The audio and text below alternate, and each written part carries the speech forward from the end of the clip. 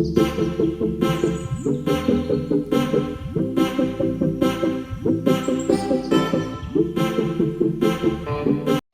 ಎಲ್ಲರಿಗೂ. ನಾನಿವತ್ತು ಎದ್ದಿದ್ದೆ ತುಂಬ ಲೇಟ್ ಆಯಿತು.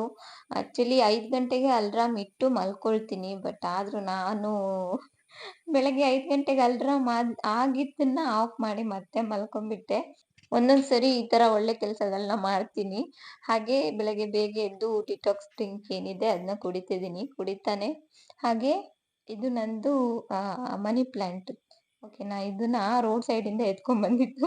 ತುಂಬಾ ಚೆನ್ನಾಗಿತ್ತು. ಹಾಗಾಗಿ ಎತ್ಕೊಂಡ್ ಬಂದು ನೀರಲ್ಲಿ ಹಾಕಿಟ್ಟಿದ್ದೀನಿ. ಹಾಗೆ ತುಂಬಾ ಚೆನ್ನಾಗಿ ಕಾಣಿಸ್ತಿದೆ ಅಲ್ವಾ? ಹಾಗೆ ಒಳ್ಳೆ ತುಂಬಾ ಎಲೆಗಳೆಲ್ಲ ದೊಡ್ಡ ದೊಡ್ಡದಾಗಿತ್ತ. ಹಾಗಾಗಿ ಎತ್ಕೊಂಡ್ ಬಂದೆ. ಇದು ನೋಡಿ ಪುಟಾಣಿ ಇದೆ. ಹಾಗೆ ಲೇಟಾಗಿ ಎದ್ದಿರೋದ್ರಿಂದ ಈಸಿಯಾಗಿ ಏನಾದ್ರು ಮಾಡ್ಕೋಬೇಕಲ್ಲ ಅಂತೇಳಿ ಬೀಟ್ರೂಟ್ ರೈಸ್ ಬಾತ್‌ನ ಮಾಡ್ಕೊಳ್ಳೋಣ ಅಂತ ಅನ್ಕೊಂಡೆ. ಹಾಗೆ ಬೀಟ್ರೂಟ್‌ನ ತಗೊಂಡು ವಾಶ್ ಮಾಡಿ ಅದನ್ನ ಪೀಲ್ ಮಾಡ್ತಾ ಇದ್ದೀನಿ. ಪೀಲ್ ಮಾಡ್ಬಿಟ್ಟು ಇದನ್ನ ನೀಟಾಗಿ ಕಟ್ ಮಾಡ್ಕೋಬೇಕು. ಇದ್ರ ಜೊತೆ 1 ಆನಿಯನ್, ಒಂದು 4 ರಿಂದ 5 ಎಸಳು ಬೆಳ್ಳುಳ್ಳಿನೂ ನಾನೀಗ ಇಲ್ಲಿ ಕ್ಲೀನ್ ಮಾಡ್ಕೊಳ್ತಾ ಇದ್ದೀನಿ. ಫಸ್ಟು ಏನಂತ ಹೇಳಿದ್ರೆ ಏನೇನ್ ಮಾಡ್ಕೋಬೇಕು ಅಂತ ಒಂದು ಪ್ಲಾನ್ ಮಾಡ್ಕೊಂಡ್ಬಿಟ್ರೆ ಇಷ್ಟು ಟೆನ್ಷನ್ ಆಗಲ್ಲ. ಸಡನ್ ಆಗಿ ಎದ್ದು ಏನ್ ಮಾಡೋದು, ಫಸ್ಟ್ ಡೇನೇ ಏನಾದ್ರು ಪ್ಲಾನ್ ಮಾಡ್ಕೊಂಡಿದ್ರೆ ಲೇಟಾಗಿ ಎದ್ರು ಪರವಾಗಿಲ್ಲ, ಏನಾಗಲ್ಲ. ಬಟ್ ಪ್ಲಾನ್ ಏನೂ ಮಾಡಿಲ್ಲ ಅಂದ್ರೆ ಲೇಟಾಗಿ ಎದ್ಬಿಟ್ರೆ ಟೆನ್ಷನ್ ಆಗ್ಬಿಡುತ್ತೆ. ಹಾಗೆ ನಾನು ನೆನ್ನೆನೇ ಯೋಚನೆ ಮಾಡಿದ್ದೆ, ಹೇಗಿದ್ರು ಬೀಟ್ರೂಟ್ ರೈಸ್ ಬಾತ್‌ನೇ ಮಾಡೋಣ ಅಂತ. ಅದು ಈಸಿನೂ, ಹಾಗೆ ತುಂಬಾ ಟೈಮ್ ಕನ್ಸ್ಯೂಮ್ ಏನ್ ಮಾಡಲ್ಲ. ಫಸ್ಟ್ ಏನಂದ್ರೆ ಬೀಟ್ರೂಟು ಇದನ್ನೆಲ್ಲ ಕಟ್ ಮಾಡ್ಕೋಬೇಕು. ಈಗ ಒಂದು ಮೀಡಿಯಂ ಸೈಜಿನ ಬೀಟ್ರೂಟ್ ತಗೊಂಡು ನಾನು ಕಟ್ ಮಾಡ್ಕೊಳ್ತಿದ್ದೀನಿ. ಹಾಗೆ ಬೆಳ್ಳುಳ್ಳಿ ಮತ್ತೆ ಈರುಳ್ಳಿ ಇದೆರಡನ್ನೂ ನಾನು ರೆಡಿ ಇಟ್ಕೊಂಡಿದ್ದೀನಿ. ಈಗ ಅದನ್ನ ಒಂದು ಮಿಕ್ಸಿ ಜಾರಿಗೆ ಹಾಕೋಬೇಕು. ನಂದು ಮೊಬೈಲಲ್ಲಿ ಇಷ್ಟೆಲ್ಲ ಕ್ಲಾರಿಟಿಯಾಗಿ ಕಾಣಿಸ್ತಿಲ್ಲ. ಇದನ್ನ ಈ ತರ ಎಲ್ಲ ರೆಕಾರ್ಡ್ ಮಾಡಕ್ ಹೋದ್ರೆ ಅಷ್ಟು ಕ್ಲಿಯರ್ ಆಗಿ ಕಾಣಿಸಲ್ಲ. ಹತ್ರದಿಂದನೇ ತೋರಿಸ್ಬೇಕು. ಓಕೆ. ಈಗ ಫಸ್ಟ್ ನಾನು ಬೀಟ್ರೂಟ್, ಈರುಳ್ಳಿ ಮತ್ತೆ ಬೆಳ್ಳುಳ್ಳಿ ರೆಡಿ ಮಾಡ್ಕೊಂಡಿದ್ದೀನಿ. ಈಗ ಅದಕ್ಕೆ ಸ್ವಲ್ಪ ಮಸಾಲೆ ರೆಡಿ ಮಾಡ್ಕೋಬೇಕು. ಒಂದು ಅರ್ಧ ಸ್ಪೂನಷ್ಟು ಧನಿಯಾ ಕಾಳು, ಮತ್ತೆ 4 ರಿಂದ 5 ಮೆಂತೆ ಕಾಳು, ಒಂದು ಅರ್ಧ ಸ್ಪೂನಷ್ಟು ಕಾಳುಮೆಣಸು, ಹಾಗೆ 1 ಸ್ಪೂನಷ್ಟು ಕಡಲೆಬೇಳೆ, ಒಂದು ಅರ್ಧ ಸ್ಪೂನಷ್ಟು ಉದ್ದಿನ ಬೇಳೆ ಹಾಕೋಬೇಕು. ಹಾಗೆ ನಾನು ಈ ಮಸಾಲಾ ಪದಾರ್ಥಗಳನ್ನೆಲ್ಲ ನಾನು ಆಲ್ರೆಡಿ ಹುರಿದಿಟ್ಕೊಂಡಿರ್ತೀನಿ. ಹಾಗಾಗಿ ಲೈಟಾಗಿ ಬಿಸಿ ಮಾಡ್ಕೊಳ್ತೀನಿ ಅಷ್ಟೇ. ಇದ್ರ ಜೊತೆ ಒಂದು ಸ್ವಲ್ಪ ಒಂದೆರಡು ಲವಂಗ, ಒಂದು ಸಣ್ಣ ಇಂಚಷ್ಟು ಚಕ್ಕೆ, ಇದಿಷ್ಟನ್ನು ಹಾಕೊಂಡ್ಬಿಟ್ಟು ನೀಟಾಗಿ ಫ್ರೈ ಮಾಡ್ಕೋಬೇಕು. ನಾನೀಗ ಆಲ್ರೆಡಿ ಫ್ರೈ ಮಾಡಿಟ್ಟಿದ್ದೀನಿ, ಹೇಳಿದ್ದೀನಲ್ಲ. ಹಾಗಾಗಿ ನಾನು ಜಸ್ಟ್ ಬಿಸಿ ಮಾಡ್ಕೊಳ್ತಿದ್ದೀನಿ ಅಷ್ಟೇ. ನೀವು ಮಾಡ್ಕೊಳ್ಳುವಾಗ ಇದನ್ನ ಸ್ವಲ್ಪ ಘಮ ಬರೋ ತನಕ ನೀಟಾಗಿ ಫ್ರೈ ಮಾಡ್ಕೊಳ್ಳಿ. ಹಾಗಂತ ಫುಲ್ ಫ್ರೈ ಆಗ್ಬಿಡ್ಬಾರ್ದು. ಜಸ್ಟ್ ಲೋ ಫ್ಲೇಮಲ್ಲಿಟ್ಟು ಅದ್ರದ್ದು ಘಮ ಎಲ್ಲ ಬರುತ್ತಲ್ಲ, ಅಷ್ಟು ಮಾಡಿದ್ರೆ ಸಾಕು. ಈಗ ಇದು ರೆಡಿ ಆಗಿದೆ. ಇದನ್ನೀಗ ನಾನೇನು ಬೀಟ್ರೂಟ್ ಎಲ್ಲ ರೆಡಿ ಮಾಡಿಟ್ಟಿದ್ನಲ್ಲ ಅದ್ರ ಜೊತೆ ಇದನ್ನು ಆ್ಯಡ್ ಮಾಡ್ಕೊಳ್ತಿದ್ದೀನಿ. ಒಂದು ಮೀಡಿಯಂ ಸೈಜ್ ಬೀಟ್ರೂಟು, ಒಂದು ಸ್ಮಾಲ್ ಸೈಜ್ ಈರುಳ್ಳಿ, 4 ರಿಂದ 5 ಎಸಳು ಬೆಳ್ಳುಳ್ಳಿ, ಅದರ ಜೊತೆ ಈ ಮಸಾಲೆ ಈಗ ಮಸಾಲೆ ಐಟಮ್ಸ್ನ ಇದ್ರ ಜೊತೆ ಆ್ಯಡ್ ಮಾಡಿಕೊಂಡು ಅದಕ್ಕೇನೆ ಸ್ವಲ್ಪ ಹುಣಸೆ ಹಣ್ಣು ಇಷ್ಟನ್ನು ಹಾಕಿ ಚೆನ್ನಾಗಿ ಗ್ರೈಂಡ್ ಮಾಡ್ಕೊಂಡು ತರಬೇಕೀಗ. ಈಗ ನೋಡಿ, ನಾನು ಕೈ ಇಟ್ಟ ತಕ್ಷಣ ಫುಲ್ ಗ್ರೈಂಡ್ ಆಗಿಬಿಟ್ಟಿದೆ. ಸುಮ್ಮನೆ ತಮಾಷೆ ಮಾಡ್ತಿರ್ತೀನಿ ಅಷ್ಟೇ. ಹಾಗೆ ಈಗ ಒಂದು ಪಾತ್ರೆಗೆ, ಕುಕ್ಕರಿಗೆ ನಾನು ಒಂದು ಸ್ವಲ್ಪ ತೆಂಗಿನೆಣ್ಣೆ ಹಾಕೊಳ್ತಿದ್ದೀನಿ. ನೀವು ಯಾವುದಾದ್ರೂ ಹಾಕೋಬಹುದು, ತುಪ್ಪನಾದ್ರೂ ಹಾಕೊಳ್ಳಿ, ಎಣ್ಣೆನಾದ್ರೂ ಹಾಕೋಬಹುದು. ಹಾಗೆ ಸ್ವಲ್ಪ ಕರಿಬೇವಿನ ಎಲೆಗಳನ್ನ ಅದಕ್ಕೆ ಹಾಕೊಂಡಿದ್ದೀನಿ ಒಗ್ಗರಣೆಗೆ. ಹಾಗೆ ರುಬ್ಬಿಟ್ಟಿರೋಂಥ ಬೀಟ್ರೂಟ್ದು ಮಸಾಲೆ ಏನಿದೆ ಅದನ್ನ ಇದ್ರ ಜೊತೆ ಆ್ಯಡ್ ಮಾಡ್ಕೋಬೇಕು. ಆ್ಯಡ್ ಮಾಡಿಕೊಂಡು ಫುಲ್ಲು ಲೋ ಫ್ಲೇಮಲ್ಲಿ ಈ ಬೀಟ್ರೂಟ್ ಮಿಕ್ಸ್ಚರ್ ಏನಿದೆ ಮಸಾಲೆ ಮಾಡಿದ್ದು ಅದನ್ನ ನೀಟಾಗಿ ನಾವು ಬೇಯಿಸ್ಕೋಬೇಕು. 1 2 ರಿಂದ 3 ನಿಮಿಷ. ಓಕೆನಾ. ಚೆನ್ನಾಗಿ ಅದರದ್ದು ಬೀಟ್ರೂಟ್ ಎಲ್ಲ ಹಾಕಿರ್ತೀವಲ್ಲ, ಬೀಟ್ರೂಟ್, ಬೆಳ್ಳುಳ್ಳಿ ಮತ್ತೆ ಅದೆಲ್ಲ ಹಸಿ ಹಾಕಿರೋದ್ರಿಂದ ಅದನ್ನ ಸ್ವಲ್ಪ ಬೇಯಿಸ್ಕೋಬೇಕು. ಅವಾಗ ಅದ್ರದ್ದು ಸ್ಮೆಲ್ ಎಲ್ಲ ನೀಟಾಗಿ ಹೋಗುತ್ತೆ. ಹಾಗೆ ಇದು 3 ನಿಮಿಷ ಬೆಂದಾದ್ಮೇಲೆ ಇದಕ್ಕೆ ನಾನು ಒಂದು ಸ್ವಲ್ಪ ಖಾರದ ಪುಡಿ, ಹಾಗೆ ಸ್ವಲ್ಪ ಅರಿಶಿಣದ ಪುಡಿ, ಇದೆರಡನ್ನೇ ಆ್ಯಡ್ ಮಾಡ್ಕೊಳ್ತಿರೋದು, ಬೇರೆ ಏನು ಬೇಡ. ಹಾಗೆ ಇದನ್ನ ನೀಟಾಗಿ ಮಿಕ್ಸ್ ಮಾಡ್ಕೊಂಡ್ಬಿಡೋಣ. ಈಗ ಮಿಕ್ಸ್ ಮಾಡಿ ಆದ ನಂತರ ಇದ್ರ ಜೊತೆ ನಾನು ರೈಸ್ನ ಆ್ಯಡ್ ಮಾಡ್ಕೊಳ್ತೀನಿ.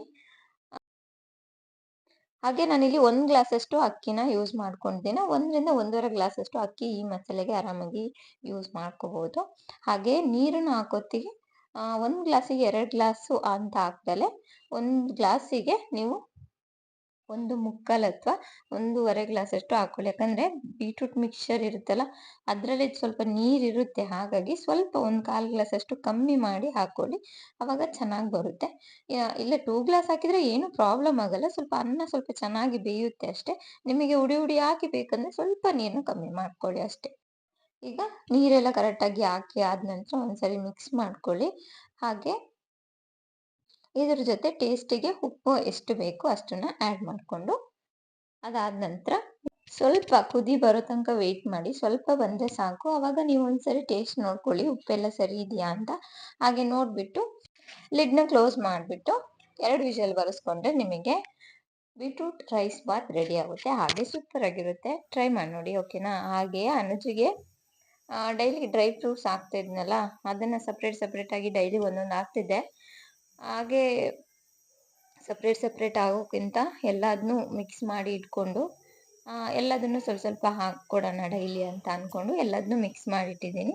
ಹಾಗೆ ರಾತ್ರಿನೇ ನಾನು ಇದನ್ನು ನೆನೆಯೋಕ್ಕೆ ಹಾಕಿಟ್ಕೊಂಡಿದ್ದೀನಿ. ಇದನ್ನು ನೆನೆಯೋಕ್ಕೆ ಹಾಕಬೇಕು ಅಂತಲೇ ಅಲ್ರಾಮ್ ಬೇರೆ ಸೆಟ್ ಮಾಡಿಟ್ಕೊಂಡಿದ್ದೀನಿ. ಇಲ್ಲಾಂದರೆ ಖಂಡಿತ ಮರ್ತೋಗುತ್ತೆ ನನಗೆ. ಹಾಗಾಗಿ ಅವನಿಗೆ ಎಷ್ಟು ಬೇಕೋ ಅಷ್ಟನ್ನು ನಾನು ಬಿಡಿಸಿ ಇಟ್ಬಿಡ್ತೀನಿ. ಹಾಗೆ ಉಳಿದಿದ್ದನ್ನ ನಾನು ಮತ್ತು ನನ್ನ ಹಸ್ಬೆಂಡ್ ಇಬ್ಬರು ತಿಂತೀವಿ. ಹಾಗೆ 3 ಜನಕ್ಕೂ ಸೇರಿನೇ ನಾನು ನೈಟೇ ನೆನೆಯೋಕ್ಕೆ ಹಾಕ್ಕೊಂಡಿರ್ತೀನಿ. ಹಾಗೆ ಬೀಟ್ರೂಟ್ ರೈಸ್ ಬಾತ್ ಎಲ್ಲ ರೆಡಿ ಆಗಿದೆ. ಏನೇನು ಎಲ್ಲೆಲ್ಲಿ ಇಡಬೇಕು ಅಲ್ಲಿ ವಾಪಸ್ ಇಡ್ತಿದ್ದೀನಿ. ಆ ಥರ ಇಡೋದ್ರಿಂದ ಕೆಲಸಗಳು ಬೇಗ ಆಗುತ್ತೆ. ಹಾಗಾಗಿ ಎಲ್ಲ ಎಲ್ಲಿಂದ ತೆಗ್ದಿರ್ತೀನೋ ಅಲ್ಲಿಗೆ ವಾಪಸ್ ಬೇಗ ಜೋಡಿಸಿ ಇಟ್ಕೊಂಡ್ಬಿಡ್ತೀನಿ. ಹಾಗೆ ಇನ್ನೂ ಸ್ವಲ್ಪ ಟೈಮ್ ಇತ್ತು. ಹಾಗೆ ರೈಸ್ ಬಾತ್ ಜೊತೆಗೆ ಪ್ಲೈನ್ ಆಗಿ ತಿನ್ನೋದ್ರ ಬದಲು ಏನಾದ್ರು ಮಾಡ್ಕೊಳ್ಳೋಣ ಅಂತ ಫ್ರಿಜ್ಜಲ್ಲಿ ನೋಡುವಾಗ ಬೇಬಿ ಕಾರ್ನ್ ಇತ್ತಲ್ವಾ, ಅದರಲ್ಲಿ ಸ್ವಲ್ಪ ತೆಗೆದು ಹಾಗೆ ಫ್ರೈ ಮಾಡ್ಕೊಳ್ಳೋಣ ಅಂತ ಅಂದ್ಕೊಂಡೆ. ಹಾಗೆ ಬೇಬಿ ಕಾರ್ನೆಲ್ಲ ನೀಟಾಗಿ ವಾಶ್ ಮಾಡಿ ಈಗ ಒಂದು ಬೇಬಿ ಕಾರ್ನಲ್ಲಿ 3 ಪೀಸಸ್ ಆಗಿ ಮಾಡಿಕೊಂಡೆ. ಒಂದನ್ನು 3 ಪೀಸಸ್ ಮಾಡಿಬಿಟ್ಟು ಅದಕ್ಕೆ ಸ್ವಲ್ಪ ಉಪ್ಪು, ನೆಕ್ಸ್ಟು ಸ್ವಲ್ಪ ಖಾರದ ಪುಡಿ, ಹಾಗೆ ಅರಿಶಿನ ಪುಡಿ, ಧನಿಯಾ ಪುಡಿ, ಇದು ಮೂರನ್ನು ಸ್ವಲ್ಪ ಅಂದರೆ ಒಂದು ಇರೋದೇ ಸ್ವಲ್ಪ ಅಲ್ಲ, ಹಾಗಾಗಿ ಒಂದು ಕಾಲು ಸ್ಪೂನಷ್ಟು ಅಷ್ಟೇ ಹಾಕ್ಕೊಂಡೆ. ತುಂಬ ಜಾಸ್ತಿ ಏನು ಹಾಕ್ಕೊಂಡಿಲ್ಲ. ಸ್ವಲ್ಪ ಲೈಟಾಗಿರಲಿ ಅಂತ ಅಷ್ಟನ್ನೇ ಹಾಕ್ಕೊಳ್ತಾ ಇದ್ದೀನಿ. ಹಾಗೆ ಇದ್ರ ಜೊತೆ ಸ್ವಲ್ಪ ಜೀರಾ ಪೌಡ್ರನ್ನ ಹಾಕೊಳ್ತೀನಿ. ಎಲ್ಲ 1/4 ಸ್ಪೂನ್ ಅಷ್ಟೇ, ಜಾಸ್ತಿ ಎಲ್ಲ ಹಾಕ್ಕೊಂಡಿಲ್ಲ. ಜೊತೆಗೆ ಸ್ವಲ್ಪ ಕಾರ್ನ್ಫ್ಲೋರ್ ಹಾಕ್ಕೊಳ್ತಿದ್ದೀನಿ, 1 ಸ್ಪೂನ್ ಅಷ್ಟೇ. ಓಕೆ, ಈಗ ಇದಿಷ್ಟನ್ನು ನೀಟಾಗಿ ಮಿಕ್ಸ್ ಮಾಡ್ಕೋಬೇಕು. ಚೆನ್ನಾಗಿ ಮಿಕ್ಸ್ ಮಾಡಿಕೊಂಡು ಇದನ್ನ ನಾನು ಮಾಮೂಲಿ ತವಾದಲ್ಲಿ ಫ್ರೈ ಮಾಡ್ಕೊಳ್ತೀನಿ. ಈಗ ಮಿಕ್ಸ್ ಮಾಡಿದ್ನ ನಿಮಗೆ ತೋರಿಸ್ತೀನಿ. ಆ್ಯಕ್ಚುಲಿ ನಾನು ಇವಾಗ ಸ್ವಲ್ಪ ದೂರದಿಂದನೇ ಮಾಡಿಬಿಟ್ಟೆ ಈ ರೆಸಿಪಿನ. ಕಾಣಿಸ್ತಿದ್ಯಾ ನಿಮಗೆ? ಬೇಬಿ ಕಾರ್ನ್ನ ಇಷ್ಟು ದೊಡ್ಡದಾಗಿ ಪೀಸ್ನ ಮಾಡ್ಕೊಂಡಿದ್ದೀನಿ. ಒಂದು 6 ಪೀಸ್ ಏನೋ ತಗೊಂಡಿದ್ದೆ, ಸಾಕು ನಮಗೆ ತಿಂಡಿಗೆ ಮಾತ್ರ ಅಂತ. ಹಾಗೆ ಅನುಜ್ ಲಂಚ್ ಬಾಕ್ಸಿಗಲ್ಲ, ತುಂಬ ಹೆವಿಯಾಗೆಲ್ಲ ತಿನ್ನೋದು ಬೇಡ ಅಂತ ಅಂದ್ಕೊಂಡೆ. ಅಂದರೆ ವಿಷಯ ಏನು ಗೊತ್ತಾ, ನಾವು ತಿನ್ನುವಾಗ ಏನು ತಿಂತಿದ್ದೀವಿ, ಜೊತೆಗೆ ಎಷ್ಟು ತಿಂತಿದ್ದೀವಿ ಅನ್ನೋದು ಇಂಪಾರ್ಟೆಂಟ್ ಆಗುತ್ತೆ. ಅದಕ್ಕೋಸ್ಕರ ತುಂಬ ಇದ್ದರೆ ತುಂಬ ತಿಂದ್ಬಿಡ್ತೀವಿ. ಮಾಡುವಾಗಲೇ ಎಷ್ಟು ಬೇಕು ಅಂತ ಕರೆಕ್ಟಾಗಿ ನೋಡಿ ಸ್ವಲ್ಪ ಮಾಡಿದರೆ ಹೇಗೂ ತಿನ್ನೋಕ್ಕೆ ಎಕ್ಸ್ಟ್ರಾ ಇರಲ್ಲ, ತಿನ್ನೋದು ಇಲ್ಲ ಅಲ್ವಾ? ಸೊ ಆ್ಯಕ್ಚುಲಿ ಇದು ನನಗೋಸ್ಕರನೇ ನಾನೇ ಹೇಳ್ಕೊಳ್ತಿದ್ದೀನಿ. ತುಂಬ ಇದ್ದರೆ ಯಾಕೆ ವೇಸ್ಟ್ ಮಾಡಬೇಕು ಅಂತೇಳಿ ತಿಂದ್ಬಿಡ್ತೀವಿ. ಹಾಗಾಗಿ ನಮಗೇನು ಕ್ಯಾಲೋರೀಸು ಅದು ಇದು ಎಲ್ಲ ಕೌಂಟ್ ಮಾಡೋಕ್ಕೆಲ್ಲ ಗೊತ್ತಾಗಲ್ಲ ಅಲ್ವಾ? ಹಾಗಾಗಿ ಇದೊಂದು ಐಡಿಯಾ ಅಂತ ಅಂದ್ಕೊಳ್ಳಿ. ಎಷ್ಟು ಬೇಕು ಅಂತ ನೋಡಿ ಕರೆಕ್ಟಾಗಿ ಅಷ್ಟು. ಒಂದೆರಡು ಬೇಕಾದ್ರೆ ನನ್ನ ಹಸ್ಬೆಂಡು, ನನ್ನ ಮಗನಿಗೆ 1-2 ಪೀಸ್ ಜಾಸ್ತಿ ಹಾಕಿದರೂ ಪರವಾಗಿಲ್ಲ. ಬಟ್ ನಾನು ಹೆವಿಯಾಗಿ ತಿನ್ನಬಾರ್ದು ಅನ್ನೋ ಕಾರಣಕ್ಕೆ ಈ ಥರ ಸ್ವಲ್ಪನೇ ಮಾಡ್ಕೊಳ್ತೀನಿ. ಹಾಗೆ ತವಾ ಫ್ರೈ ಥರ ಮಾಡ್ಕೊಳ್ತಿದ್ದೀನಿ. 2 ಸೈಡು ನೀಟಾಗಿ ಮೀಡಿಯಮ್ ಫ್ಲೇಮಲ್ಲಿಟ್ಟು ಬೇಯಿಸ್ಕೊಳ್ತಾ ಇದ್ದೀನಿ. ಹಾಗೆ ಟೇಸ್ಟ್ ಮಾತ್ರ ಸಖತ್ತಾಗಿತ್ತು. ಹಾಗೆ ಅನುಜ್ ಲಂಚ್ ಬಾಕ್ಸಿಗೆ ಸ್ವಲ್ಪ ಬೀಟ್ರೂಟ್ ರೈಸ್ ಬಾತ್, ಸ್ವಲ್ಪ ಡೇಟ್ಸ್ ಮತ್ತು ಬೇಬಿ ಕಾರ್ನ್ ಫ್ರೈ ಇಟ್ಟಿದ್ದೆ. ನೆಕ್ಸ್ಟು ಸ್ನ್ಯಾಕ್ಸ್ ಬಾಕ್ಸಿಗೆ ಪಪ್ಪಾಯ ಮತ್ತು ಡ್ರೈ ಫ್ರೂಟ್ಸ್ ಮಿಕ್ಸ್ನ ಇಟ್ಟಿದ್ದೆ. ಹಾಗೆ ರೈಸ್ ಬಾತ್ ಏನಿತ್ತು ಅದು ಪ್ಲೈನ್ ಆಗಿತ್ತಲ್ವಾ, ಹಾಗಾಗಿ ಇನ್ನೇನು ಮಾಡಿದೆ, ಮೇಲ್ಗಡೆ ಶೇಂಗಾ ಈ ಥರ ಫ್ರೈ ಮಾಡಿ ಹಾಕ್ಕೊಂಡೆ. ಸಕ್ಕತ್ತಾಗಿತ್ತು ಟೇಸ್ಟು. ನಾವು ಗೊತ್ತಲ್ಲ ಒಂಥರ ಶೇಂಗಾ ಫ್ಯಾನು, ಸುಮ್ಮನೆ ತಮಾಷೆ ಮಾಡಿದೆ. ಹಾಗೆ ಈ ವಿಡಿಯೋ ನಿಮ್ಗೆ ಇಷ್ಟ ಆಗಿದೆ ದಯವಿಟ್ಟು ಲೈಕ್ ಮಾಡಿ, ಶೇರ್ ಮಾಡಿ, ಸಬ್ಸ್ಕ್ರೈಬ್ ಮಾಡ್ಕೊಳ್ಳಿ. ಮತ್ತೆ ಸಿಗ್ತೀನಿ. ಅಲ್ಲಿವರೆಗೂ ಬಾಯ್ ಬಾಯ್.